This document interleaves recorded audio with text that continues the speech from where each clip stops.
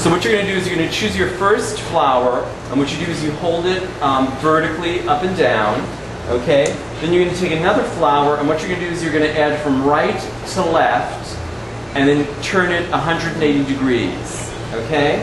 Then you're going to take another flower here, another stem of flowers here, turn it from right to left, okay?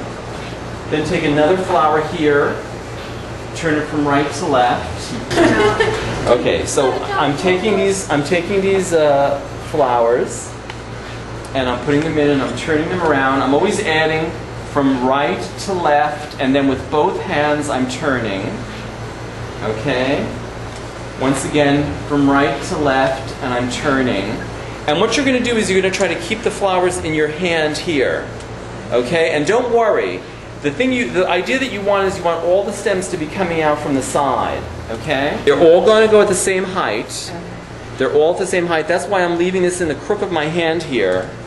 Okay? So what I'm doing is, see what I'm doing? I'm playing around with them. I'm making sure that they're all at the same height. Okay? Okay, then you're going to put a little bit of cassia over here. But you're still trying to keep it as round. Because this is, remember we talked about the axis, that all flowers come from a central axis? So what you're getting here is, you're getting all the flowers, all your stems are coming like that. So if that's what's happening in your bouquet, then you're doing the right thing. And don't ever clutch them down here, because what's going to happen then is, you're going to ruin the whole shape of the bouquet. Okay, and I've pretty much put in all my flowers. Okay, so what I'm going to do is, I'm going to take the last minute to sort of push these up. Okay, so see what I'm doing here? I'm pulling all of these up. And don't be afraid, they're not going to fall out of your hand. Okay? Don't worry, they're not going to fall out of your hand. Nothing's going to happen. Don't clutch them desperately. You have to be loose, okay? You have to be very free. We did this in the last class, that's why she's laughing. Okay, and then I have to figure out how tall do I want it, or I'm sorry, how long do I want it for the bride. Okay, and you don't want to make your bouquets too long, because then it's going to be awkward against her dress. So usually I cut them off around here. Okay? Oh, that'd be funny. Okay, you want a nice, and it depends on the bride. I mean, if she's a very tall bride, it can be a little bit bigger. But you want to try to cut them as as straight as you can, straight across. Okay, so it's really flat across there. Okay? And then what you can do is, you can put this in the water. Okay, and if you want, you can continue adding things to it. Like maybe I'm going to add a little bit of the pittosporum. Okay, our favorite pittosporum. I'll add a little bit of the pittosporum to the sides here. But you can play around with it. I mean, if you even want to, you can let go of the tape. Okay, once it's in here, you can let go of the tape and you can really play around with it more if you want. Okay, so once again, I'm going to cut again, because I put in some taller stems here. Okay? And then once again I'm going to take the tape and I'm going to go around here. Now you all can help each other. I mean, in fact, I'm going to ask Christine if you can hold this for me. Okay? Okay, and you really want to tie it as tight as possible. Okay, and cut a lot of ribbon.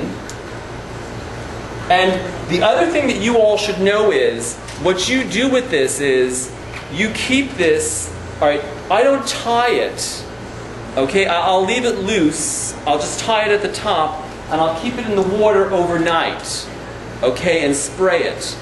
And not until like an hour before the bride needs it do I take it out and start taping it. But don't worry too much if a little bit of water gets on the ribbon, because you know, usually things will dry by the time the bride uses it. Okay? So what you're going to do is, you're going to take some pins, and what you're going to do here is, you're going to take a pin here, okay, and you're always putting pins in at an angle. Okay. And then what you're going to do is you're going to take your ribbon, and it's going to come around here, okay, and then up here, what you're going to do is you're going to put another pin in. Okay? And then what you're going to start doing is, you're going to start taking the ribbon and wrapping it around. Okay? And try to keep it as tight. But you notice the green stem showing? I'm not a big fan of the stem showing. I always feel that it looks awkward and a little too stylized, and that the stems may make her dress dirty. So you're going very, very tight up here, okay, keeping it as tight as possible. Okay, and then what you're going to do is you're going to cut the ribbon, okay, and then you're going to turn it back in here, okay, like turn it over so that you have what you would call like a selvage, so there's no rough edges there. See what I did? Kind of like a hem. Yeah, like a hem, exactly, like a hem. See? So there's no rough edges there, so it's a little more finished looking. And then what you're going to do is you're going to take another pin, and you're going to put a pin in here, okay, and another pin down there. Okay, and then down here, what you're going to want to do to finish this off is, you're going to want to take some pins down here, and you're going to close up the bottom with some pins down here. Okay?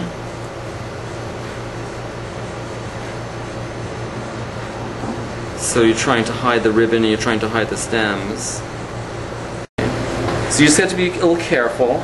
And you can see why, I mean, a bridesmaid's bouquet is not that difficult, or this sort of bouquet isn't that difficult to make once you get used to it. Okay? And then what you're going to have to do is you're going to have to figure out, like what I'm going to do is I'm going to ask you as I'm holding this, what's the front? That. This, which? The other way. Right, like there. Yeah, right there. A little more? I would have gone the Like other that. direction with the bigger ones down here at the bottom. What do you think? What a turn. I think it, when I turn it like that. Like this? This looks like the front? Yeah. Okay, so then what I'm going to do is I'm going to take pins and I'm going to put them down the front here. Okay? And we were talking before about decorating. People buy antique buttons. People buy brooches. They buy everything. You know what I mean? Because a lot of them don't know, and they'll know by feeling the pins there that they're holding it the right way. Okay? And like I said, we could have gotten a little crazier. You could have, you know, made French. I know a woman who loves to do French braiding around on top of this. You can put a sheer over this if you wanted to. You could put a different texture. You could put wire. You could put cording. You know, once again, the antique buttons, antique jewelry, brooches, anything you want. You could even make a swirl of pins all around the whole thing if you want, as long as you make sure you know what the front of the bouquet is, so that you can show the bride, you know, that this is the front of her bouquet.